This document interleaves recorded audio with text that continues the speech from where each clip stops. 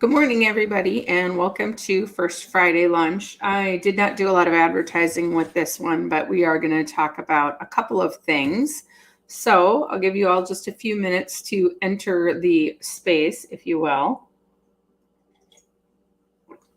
One of the things that I wanted to talk about today was retreats, conferences, and Preptober. First of all, I want to apologize. We normally talk about retreats and conferences in September because I'm usually attending quite a few of them. That was no different this year, but I had a very busy schedule and I totally forgot First Friday Lunch in September. So my apologies to all of you who are waiting on that episode with bated breath.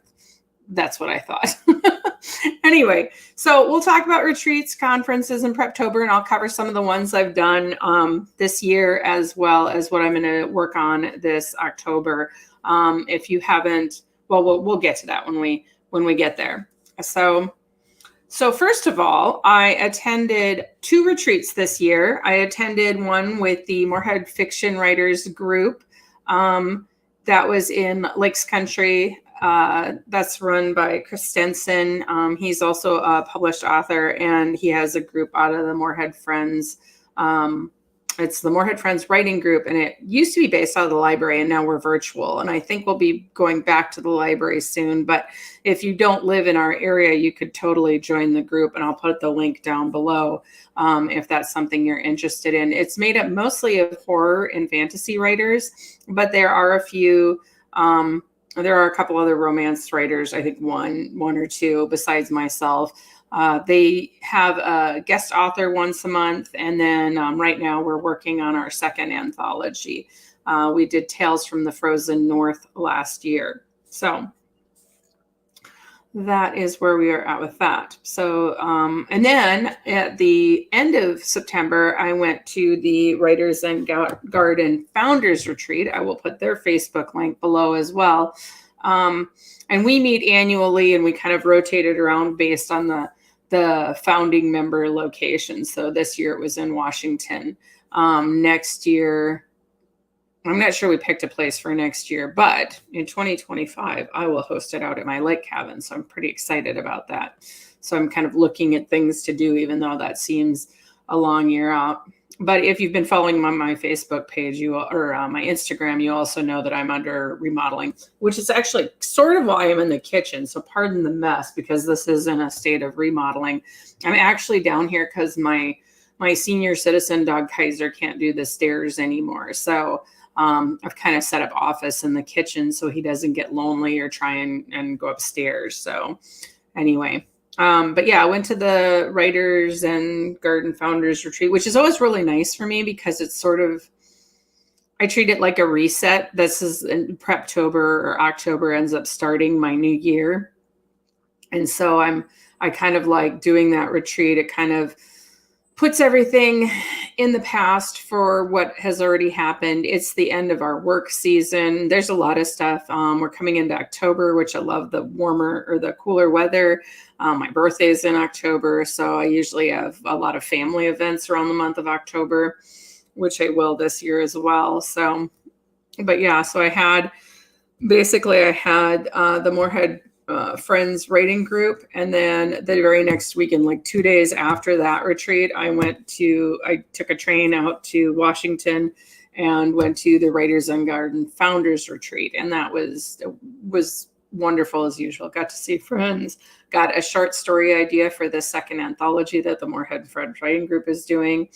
I don't know if I'll stick with it. I kind of have a rough idea of what I want to do with it, but I don't know if it's going to be a romance. I want it to be, just because that's what I write, but I might just make it something else altogether. So might just be a comedy, a humorous comedy. I haven't decided yet. So those are the 2 retreats I attend in this year. The big conference I attend, it seems like every year. I do a little mini one in the spring, CoreCon, but I haven't gotten a table for that one in years because it's routinely conflicted with either open house out at the airport, or I used to do Lori Foster's as well. And so it's kind of always fell on that weekend back to back a couple times. So, but I might go back to it this spring. Went to ValleyCon this year. I was there with the Bizman Writers Guild. I'll put their Facebook page in the link below as well. I wasn't with them. I have my own table, but I'm usually like right next to them. And it was a quieter conference this year. There weren't as many people. I did do about $50 worth of business in book sales, so that was kind of nice.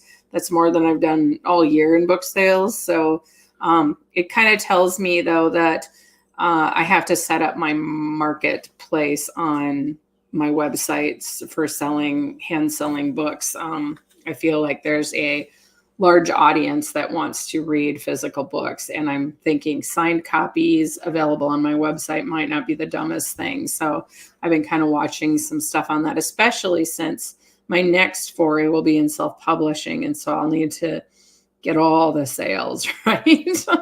So anyway, but yeah, no, it was quieter. It went okay, but it was definitely quieter. I used to seeing more people there. I don't know, maybe it's because we switched hotels. We used to be at the Ramada in Fargo, which is a smaller hotel. And then we were at Holiday Inn, it's probably doubles the size of the Ramada. Some things I loved. I loved the banquet dinner. I thought that was really, really well done.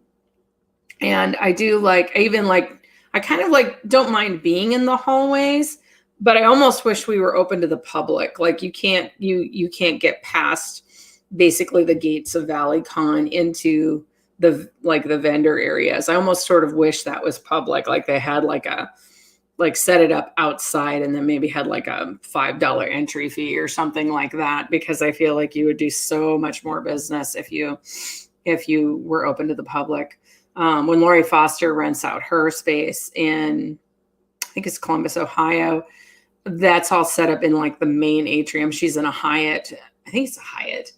But anyway, it's all set up in the main atrium, so it's open to the public. So every time I've gone there, I've invited fans that I know live in Ohio, because I'll usually have people on my newsletter fill out where they're from so then I can notify them if I'm going to be in the area.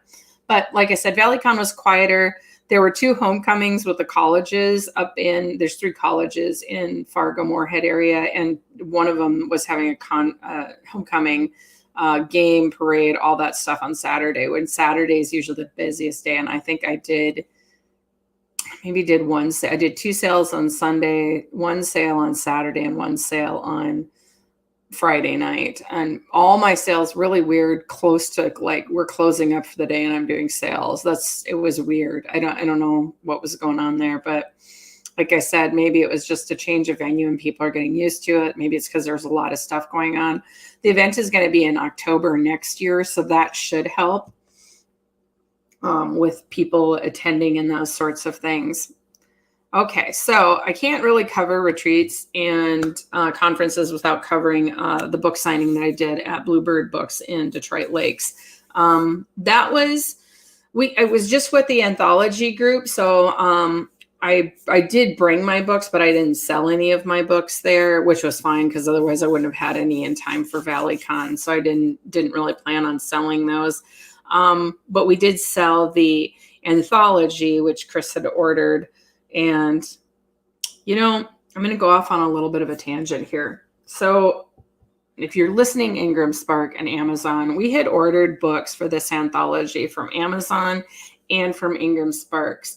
And, Amazon has this horrible reputation, but for whatever reason, Ingram Spark has consistently had the not as good books as Amazon. Now, I have my 4, let's see, I had 4 left of my 5 originals because I'd given one away at CoreCon.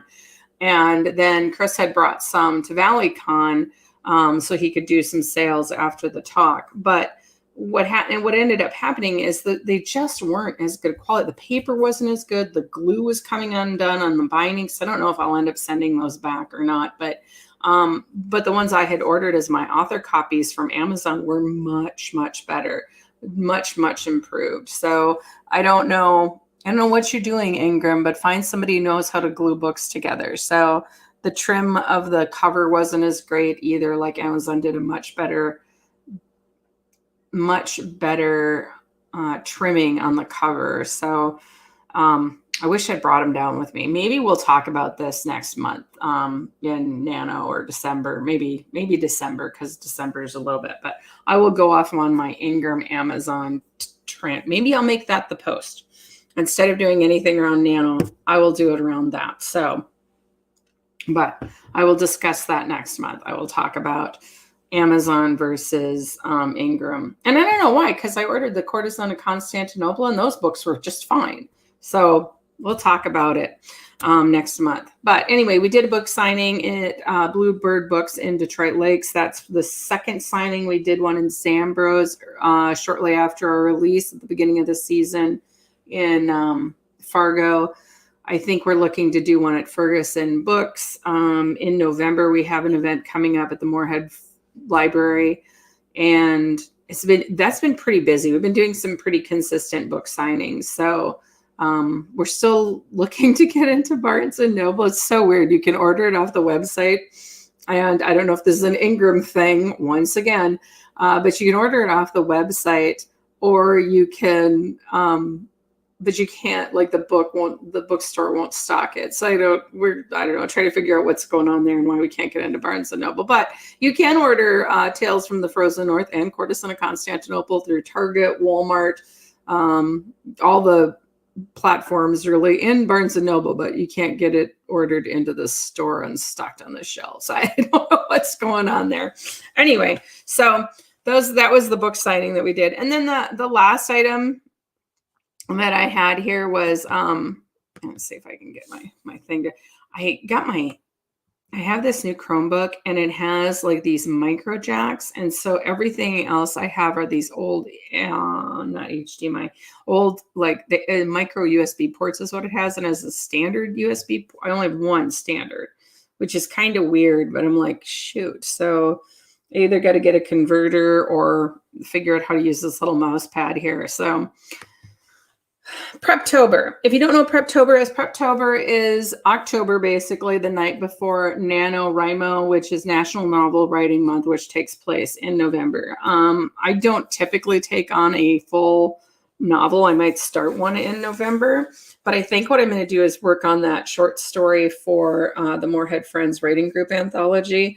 But I have so many projects to finish. I have 2 books for book boutiques. I have Wind Resistant, which is the next in my Brave the Elements series.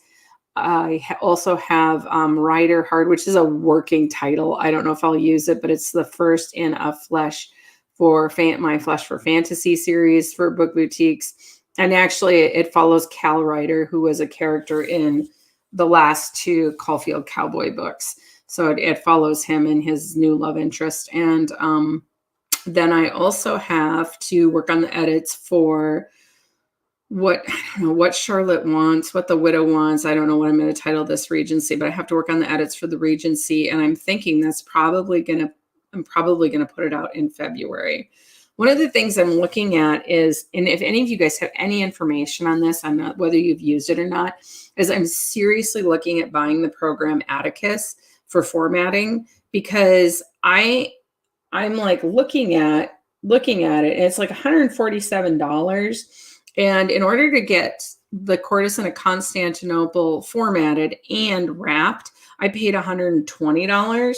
And I'm like, geez, $27 more, because I would pay Scott at Other Worlds Inc.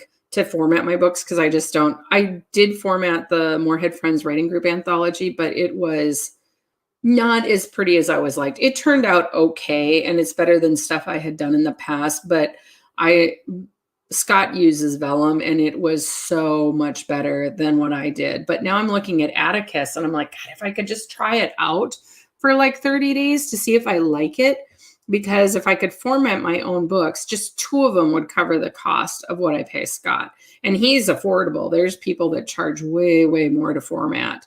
So, as a matter of fact, I was at my massage therapist, and she's looking to self-publish a book, and I get so frustrated. I think a scam artist found her, because she was told that in order to get published, she'd have to pay $3,700, and she's already getting it edited and formatted. So this is just like to upload it to the various sites and whatnot. And there's no reason, my God, people, if somebody tells you that, they're absolutely wrong. Unless, the only stipulation I would say is unless you are working with somebody who is doing the whole thing. Like they're going to do the edits, the wrap, the formatting, all that, and give you the file. But sounds to me like this person is just going to set it up for publishing, but she's already paying a formatter. So I don't know why that would be. I don't know why she would have to pay $3,700 because that's a scam, unless it's a printer. That's the only thing I could see is if it's an actual printer, like a small press, then maybe you pay $3,700. And I'm assuming you're buying a batch of author copies. So crazy. I just can't. I can't see that you would do that. So, oh, now the dogs are getting restless because they hear something. I don't know.